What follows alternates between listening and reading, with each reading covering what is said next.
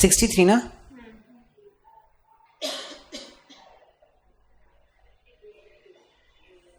ये रहा, देखिए ये केस समझा सबको?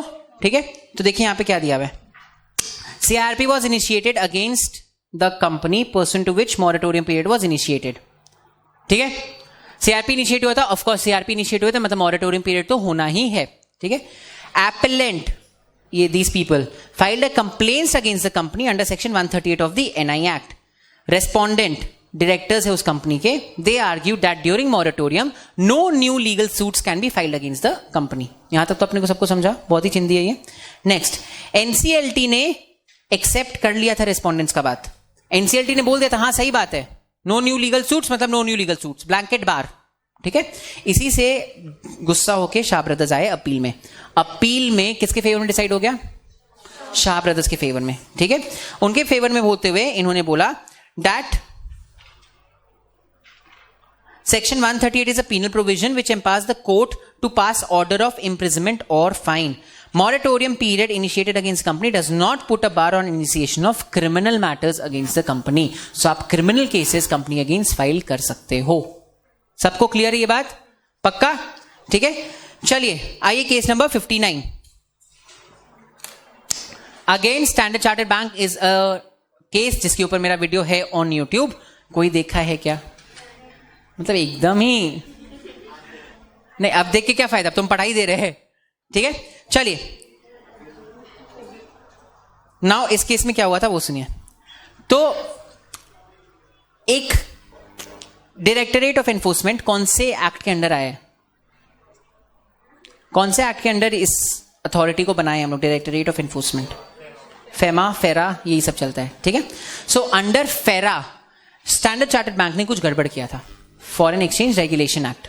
ठीक है, तो उसमें एक सेक्शन है जिसके मतलब वो एक सेक्शन बोलता है कि अगर कोई भी इंसान फेरा के अंदर ये प्रोविजंस को वायलेट करेगा तो उसको हम लोग इस सेक्शन के अंदर पनिश करेंगे। समझा? वो सेक्शन बोला था कि the punishment should be minimum imprisonment of 6 months and fine. So there was an and provision.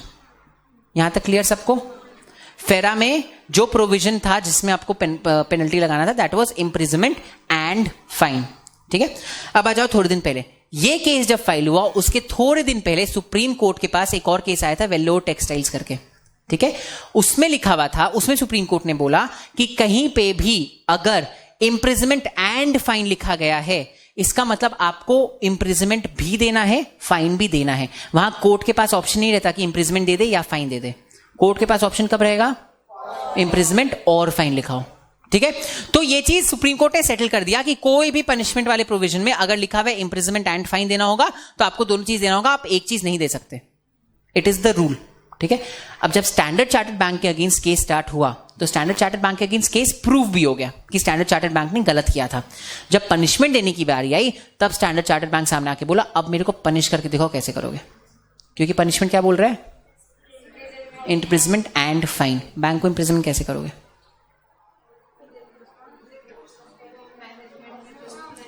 Company के नाम क्या बोला है? जो वायलेट किया है उसको इम्प्रिजनमेंट एंड फाइन। वायलेट किसने किया? तो पर्सन तो है ना, सेपरेट लीगल एंटिटी। क्या लिफ्टिंग ऑफ कॉर्पोरेट वेल एक प्रोविजन ये है कि इम्प्रिजनमेंट करने के लिए आप डायरेक्टर्स को इम्प्रिजन कर सकते हो, तब तो सेपरेट लीगल एंटिटी का कोई मतलब ही नहीं रहा। गलती हुई थी कंपनी के नाम पे, जो भी प्रोविजंस वायलेट किए गए हैं वो कंपनी के नाम पे किए गए हैं, तो पनिशमेंट भी कंपनी को ही मिलेगी।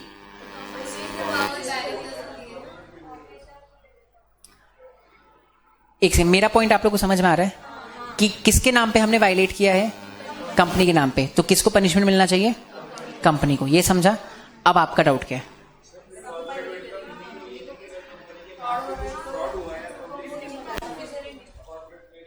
अगर आपने कंपनी के नाम को यूज करके जान के फ्रॉड किया है तब कॉर्पोरेट वेल उठता है। यहां पे कंपनी ने ही वायलेट किया है प्रोविजंस। अरे that is the point. See separate legal entity मतलब अगर मान लो कंपनी कोई ऐसा प्रोविजन को वायलेट करती जहां पे केवल फाइन लिखा होता तो फाइन कौन पे करता? डायरेक्टर्स करते क्या? जस्ट बिकॉज यहां पे इम्प्रिजनमेंट एंड फाइन लिखा है तो आप डायरेक्टर्स को कर दोगे? अब मेरा क्वेश्चन समझा? हाँ, डायरेक्टर को कर दोगे। तो फिर जहां पे केवल फाइन या केवल पेनल्टी लिखा है वहां पे भी डायरेक्टर्स के पॉकेट से लो, फिर कंपनी के अकाउंट से क्यों ले रहे हो?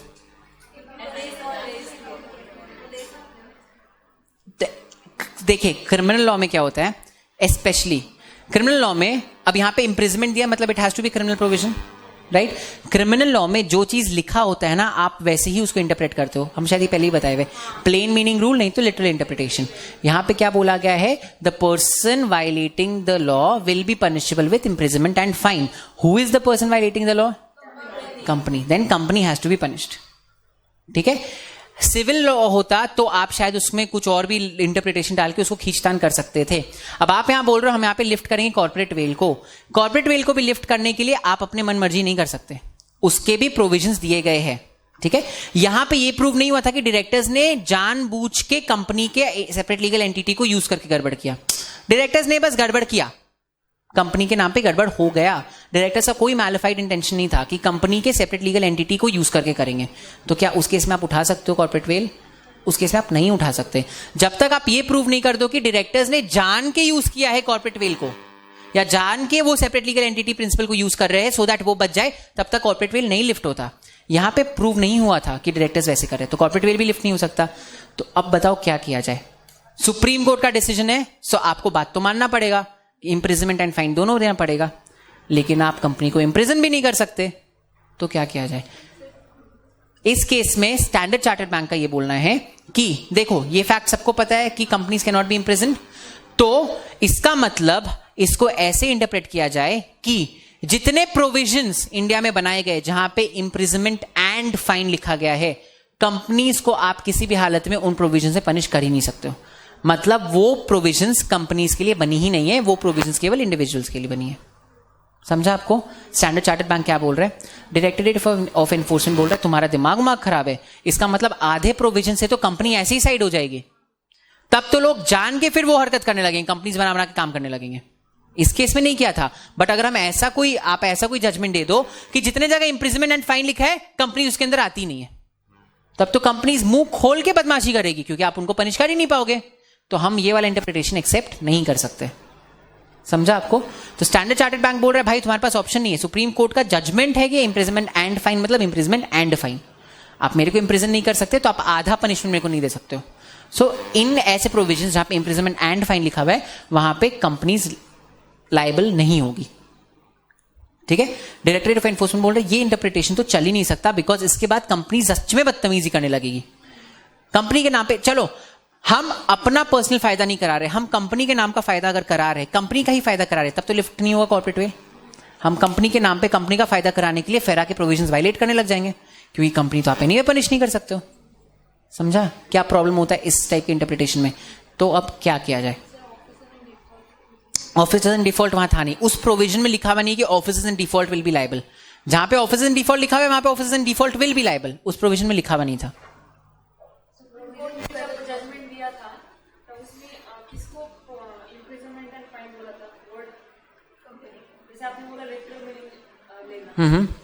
वही एनी पर्सन तो यहां फिर कैसे करोगे कंपनी को इंप्रिजन? कैसे करोगे बताओ? ना तो आप सुप्रीम कोर्ट के ऑर्डर के अगेंस्ट जा सकते हो because it is the law of the land, ना आप रिटन स्टैट्यूट के अगेंस्ट जा सकते हो। तो क्या फिर स्टैंडर्ड चार्टर्ड बैंक का बात मान ले? क्यों?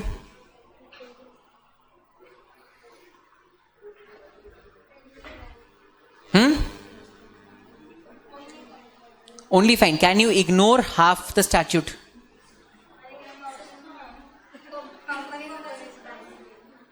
तो फिर स्टैंडर्ड चार्टर्ड बैंक का बात मान लो कि कंपनीज आती नहीं है, ये ऐसे प्रोविजंस के अंदर कंपनी पनिश नहीं हो सकती एट ऑल। बाकी उसका मिसयूज करेंगे this side.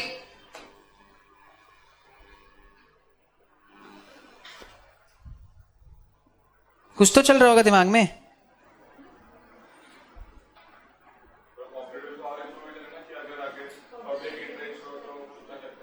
This wasn't against public interest.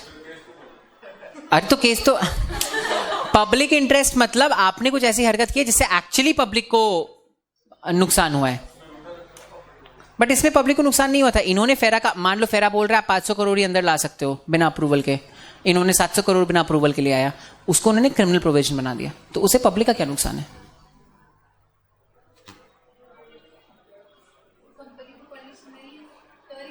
तो फिर छोड़ देते कंपनी को।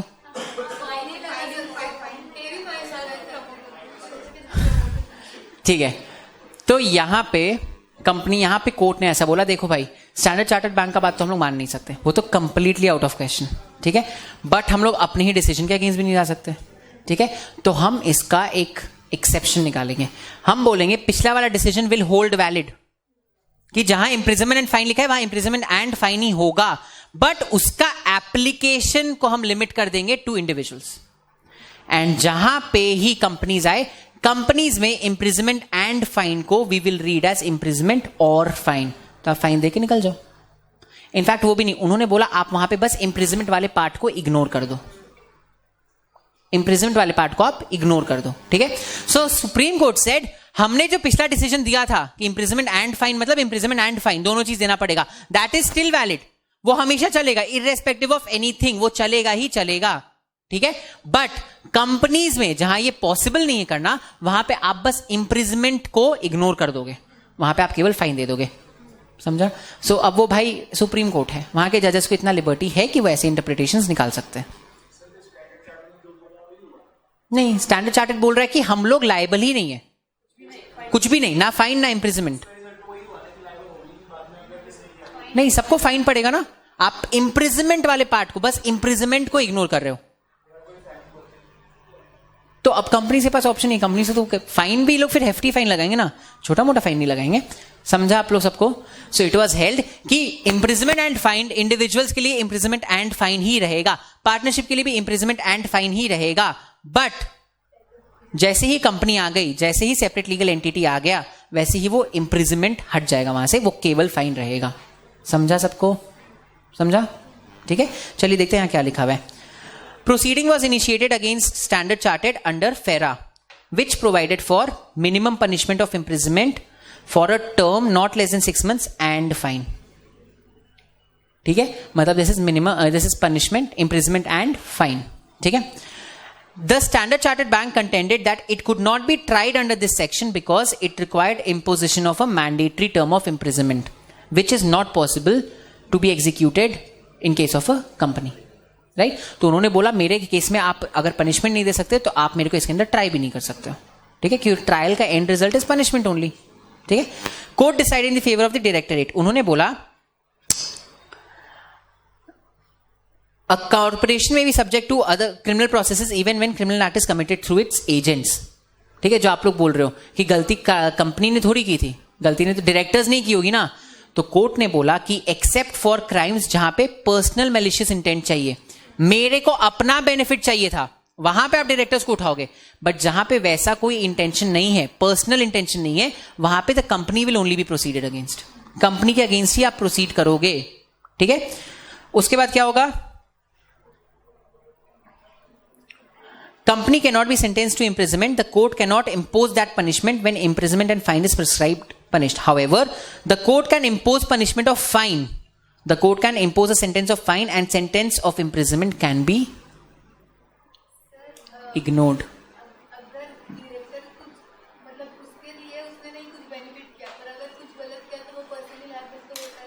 अगर ऑफिसर्स इन डिफॉल्ट के लिए लिखा हुआ है तो है।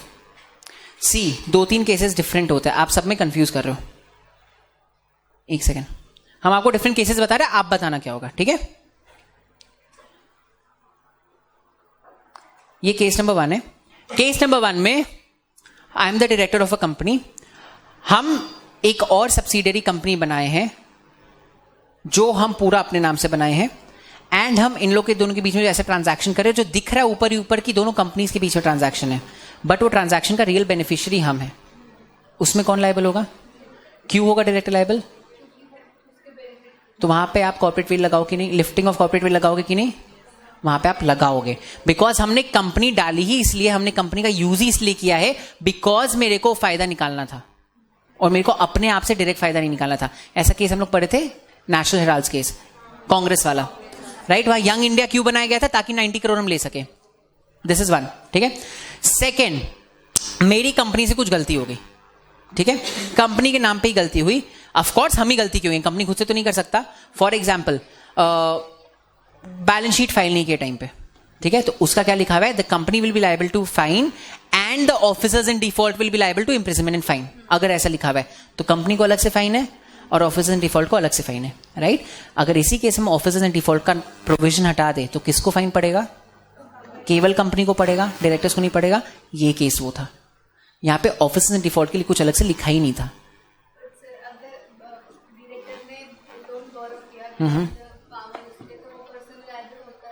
क्योंकि उसके सेक्शन में लिखा हुआ है कि the officers in default will be personally liable. इस सेक्शन में ऑफिसर्स इन डिफॉल्ट के लिए लिखा ही नहीं था कुछ, इसमें केवल लिखा हुआ था जिसके नाम पे गलती हुई है उसको मिलेगा। तो यहां पे कंपनी के नाम पे गलती हुई है, कंपनी को ही पनिशमेंट मिलेगा। समझा सबको। These are 3 different cases. एक केस है जब हमने कंपनी बनाई है ताकि मेरा फायदा हो, वहां पे आप कॉर्पोरेट वेल को लिफ्ट कर सकते हो। एक केस होता है जहां पे बोला कंपनी को ये पनिशमेंट मिलेगा एंड ऑफिसर्स इन डिफॉल्ट को ये पनिशमेंट मिलेगा। वहां पे कंपनी वाला पनिशमेंट कंपनी को, ऑफिसर्स इन डिफॉल्ट वाला पनिशमेंट ऑफिसर्स इन डिफॉल्ट को, डायरेक्टर्स वगैरह को। तीसरा केस होता है जहां बोलता है केवल कंपनी को ये पनिशमेंट मिलेगा, वहां ऑफिसर्स इन डिफॉल्ट को आप पनिश नहीं कर सकते। आप वैसे केस में ऑफिसर्स इन डिफॉल्ट को उनके स्टैट्यूटरी ड्यूटीज के वायलेशन के लिए पनिश कर सकते हो अंडर सम अदर सेक्शन। तो यहां पे हम कंपनी को यहां पनिश कर दिए एंड इनके डायरेक्टर्स को हम कंपनीज एक्ट में उस सेक्शन के अंडर पनिश करेंगे जहां पे बोला गया है कि directors have to act with reasonable care and diligence, जो उन्होंने नहीं किया। समझा। तो ऐसा नहीं कि वो बच जाएंगे, बट वो इस सेक्शन के अंदर नहीं आएंगे। समझा सबको समझा। चलिए फटाक से एक लास्ट केस देखते हैं आज का, and then we'll move on to, मतलब we'll call it a day. ठीक है, ये अपना बचा हुआ था ना एक केस ऊपर, ये वाला। हाँ सुनिए, इट्स अ वेरी दिल दहला देने वाला केस। ठीक है, भाई भाई के बीच में लड़ाई हुआ था इस केस में। So this case is between Kamal Kumar Datta and Ruby General Hospital Limited. ठीक है, यहां पे क्या हुआ था, कमल कुमार दत्ता के बीवी का डेथ हो गया था। ठीक है, मे भी उनकी शायद बीवी का नाम रूबी होगा, बिकॉज उनके डेथ के बाद उनके मेमोरी में रूबी जनरल हॉस्पिटल बनाया गया। समझा सबको।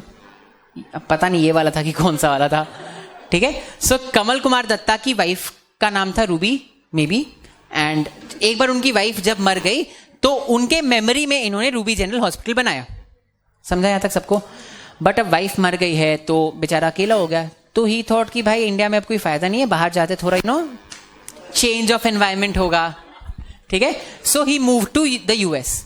ठीक है, बट यहां तो हॉस्पिटल डाल चुके थे, तो somebody has to take care of the hospital. ठीक है, तो इन्होंने अपने छोटे भाई को भी डायरेक्टर बना लिया अपने साथ, एंड सारा मैनेजमेंट दे दिया छोटे भाई को। एसकेडी नाम है उसका, dash Kumar Datta, I don't know S का क्या था, कुछ तो था, एसकेडी उसको। तो Kamal Kumar Datta is KKD and SKD is the junior Datta, जिसको यहां का मैनेजमेंट मिला है। ठीक है, कुछ दिन बाद कमल कुमार दत्ता को अचानक से पता चलता है कि उनको डायरेक्टरशिप से हटा दिया गया है, उनको चेयरमैनशिप से हटा दिया गया है, एंड उनके कुछ पैसा जो ड्यू था कंपनी को पैसा देने से भी मना कर रही है। ठीक है, तो वो जब इंडिया आए, वो ऑब्वियसली इंडिया आए, वो देखे ऐसा हुआ कैसे, तो उनको पता चला बीच में कुछ रेजोल्यूशन ऐसा पास हुआ था जो बोल रहा था कि आप एडिशनल शेयर्स इशू कर सकते हो। वो एडिशनल शेयर्स एसकेडी ने अपने ग्रुप को इशू कर दिया, उनका शेयर होल्डिंग बढ़ गया, उन्होंने रेजोल्यूशंस पास कर करके इन सबको हटा दिया। It is a very similar case to what we have done already, right. ऐसा हुआ, तो यहां पे फिर उन्होंने पिटीशन लेके आया of operation and mismanagement. Will this petition succeed? ठीक है, this petition will succeed. Now यहां पे जब ये पिटीशन डिसाइड हो रहा था, कोर्ट ने बोला हाँ ऑपरेशन मिसमैनेजमेंट है। कोर्ट के पास सेकंड क्वेश्चन ये आया, क्या मेरे को वाइंडिंग अप ऑर्डर पास करना चाहिए या नहीं। ठीक है, तो इसमें KKD is like winding up order pass मत करिए, because I don't want winding up order pass करना। ठीक है, एसकेडी बोल रहा है नहीं, ऑपरेशन मिसमैनेजमेंट प्रूव हुआ है ना, अब तो वाइंड अप करो। वाइंड अप करवाते हैं ना ऑपरेशन मिसमैनेजमेंट में, वो बोला ऑपरेशन मिसमैनेजमेंट प्रूव हो गया ना, अब वाइंड अप करो कंपनी को। समझा आपको। तो इस केस में क्या करोगे आप, क्या ऑपरेशन एंड मिसमैनेजमेंट अगर प्रूव हो जाता है तो उस कंपनी को वाइंड अप करना जरूरी है। क्वेश्चन समझ में आ रहा है। अगर कोई कंपनी है जिसके अगेंस्ट आप ऑपरेशन मिसमैनेजमेंट प्रूव कर दियो कि यहां पे ऑपरेशन मिसमैनेजमेंट हुआ था, तो क्या वो कंपनी नेसेसरली वाइंड अप होगी? नहीं होगी। तो कोर्ट ने भी ये बोला, कोर्ट ने बोला कि हाँ ऑपरेशन मिसमैनेजमेंट हुआ था, दैट इज करेक्ट। ठीक है, बट ऑपरेशन मिसमैनेजमेंट के बाद हम वाइंडिंग अप ऑर्डर तभी पास करते हैं जब हम ये चीज समझ जाए कि वाइंडिंग अप होने से ही पेटिशनर का फायदा है। क्या इस केस में पेटिशनर जो कि कमल कुमार दत्ता है, उसका कोई भी फायदा था कंपनी वाइंड अप करा के? नहीं, इनफैक्ट उसके अगेंस्ट था, उसको अपनी कंपनी वापस चाहिए। आपने बोला हाँ कंपनी वापस ले लो और अब कंपनी वाइंड अप कर दो, makes no sense, right? So company ने यहां पे कोर्ट्स ने बोला कि ऑपरेशन मिसमैनेजमेंट है, सब चीज है, ठीक है, सब चीज रिप्लेस कर दिया, इनको डायरेक्टर बना दिया, वापस चेयरमैन बना दिया, एसकेडी को भी होल्ड कर दिया ऑपरेशन मिसमैनेजमेंट के लिए गिल्टी वगैरह एवरीथिंग। जब वाइंड अप का बात आया तो कोर्ट ने बोला हम वाइंड अप नहीं कराएंगे। क्यों? बिकॉज जो इंसान पेटिशन लेके आया है वाइंडिंग अप का, अगर हम वाइंड अप करा दे तो it will be against the interest of that person, तो वाइंड अप हम नहीं कराएंगे। ऑपरेशन एंड मिसमैनेजमेंट के केसेस में वाइंड अप तभी होता है जब जो इंसान पेटिशन लेके आता है उसका इंटरेस्ट इज की वाइंड अप हो जाए। समझा सबको? तो इस केस में वाइंडिंग अप ऑर्डर पास नहीं हुआ था। एक बार फटाक से देखते, इसके फैक्ट्स काफी ऊपर नीचे मतलब काफी सारे हैं, तो एक बार देखते क्या लिखा हुआ है। The appellant Kamal Kumar Datta was promoter of the respondent company, ठीक है। He moved out of India and the entire management was given to SKD, younger brother of the appellant, ठीक है। एपेलेंट को फिर उसके शेयर्स 3.5 करोड़ के नहीं मिले एंड उनको चेयरमैन एंड डायरेक्टरशिप से निकाल दिया गया, ठीक है। ऐसा अलेज किया गया है कि एक रेजोल्यूशन पास हुआ था 40 लाख इक्विटी शेयर इशू करने का, ठीक है, और उस रेजोल्यूशन में अपेरेंटली ऐसा लिखा हुआ था कि ये उन्हीं को इशू होगा जो लोग अपने पहले से शेयर होल्डर्स नहीं है, it will be issue to new members, ऐसा लिखा हुआ था। एसकेडी ने न्यू मेंबर्स कौन से सिलेक्ट किए? जो उसी ग्रुप वाले, ठीक है। द एपेलेंट कंटेंडेड दैट ये रेजोल्यूशन उनको पता ही नहीं था, तो केकेडी बोल रहा है भाई मेरे को इन रेजोल्यूशन के बारे में पता ही नहीं, I am the director, I am the chairman, 40 lakh share issue भी हो गए, मेरे को पता भी नहीं चला। मेरे को पता किस दिन चला? जिस दिन मेरे को मैनेजमेंट से निकाला गया।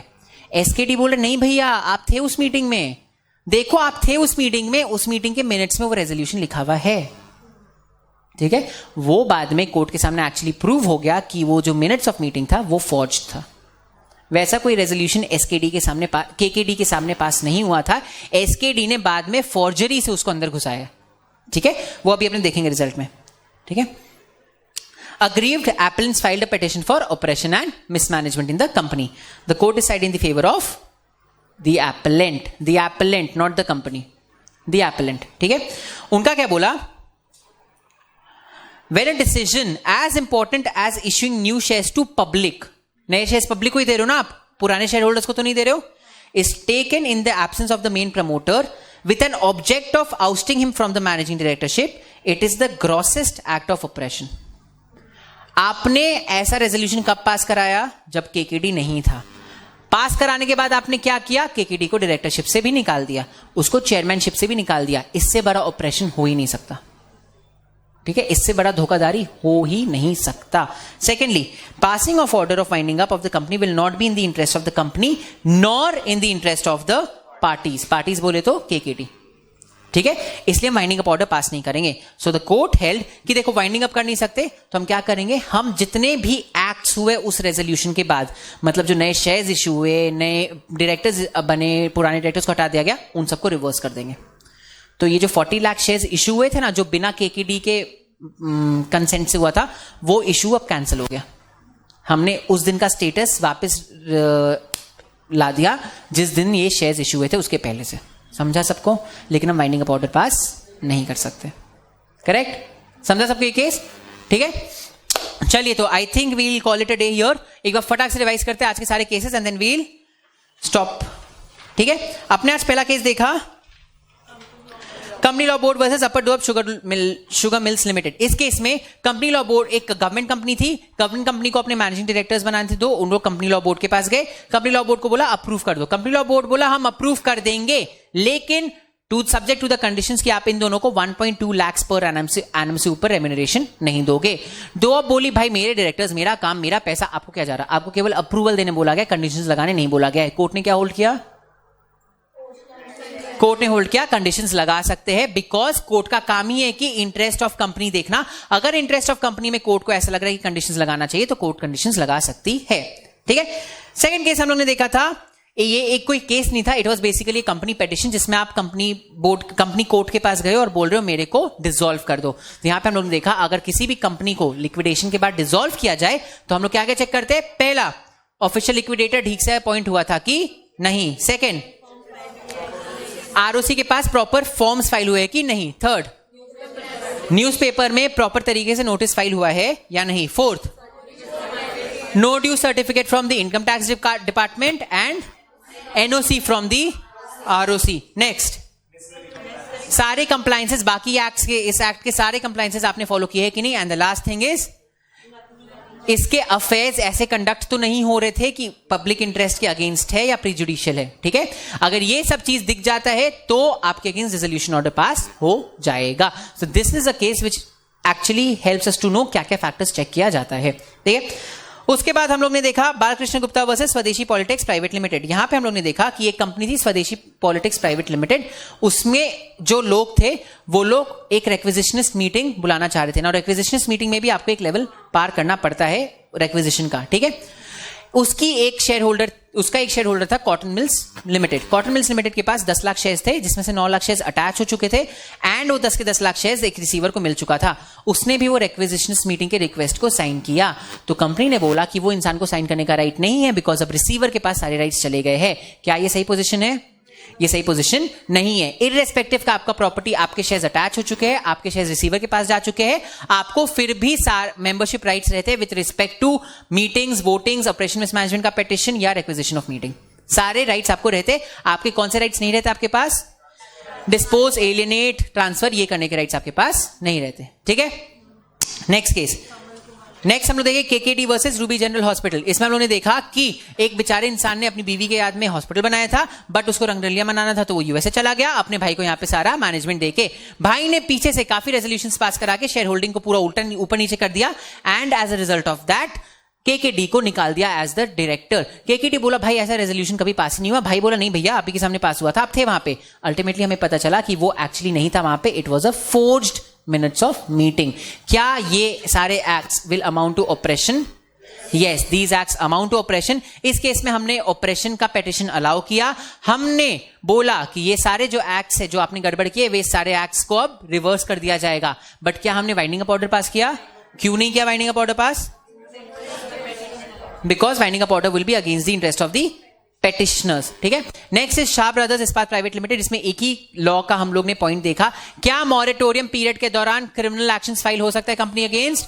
यस, हो सकता है. केवल सिविल सूट्स फाइल नहीं होते, क्रिमिनल एक्शंस आराम से आप फाइल कर सकते हो. क्यों? Because it is a serious wrong, it's a wrong done against the society and उसको प्रायोरिटी मिलेगा अबव योर CIRP. ठीक है, and the last case that we saw today was Standard Chartered Bank. यहां पे हम लोग देखे कि सुप्रीम कोर्ट ने एक जजमेंट दिया था जिसमें बोला था कि अगर कहीं पे भी पीनल प्रोविजन बोल रहा है इम्प्रिजमेंट एंड फाइन, तो आपको इम्प्रिजमेंट एंड फाइन दोनों चीज देना पड़ेगा.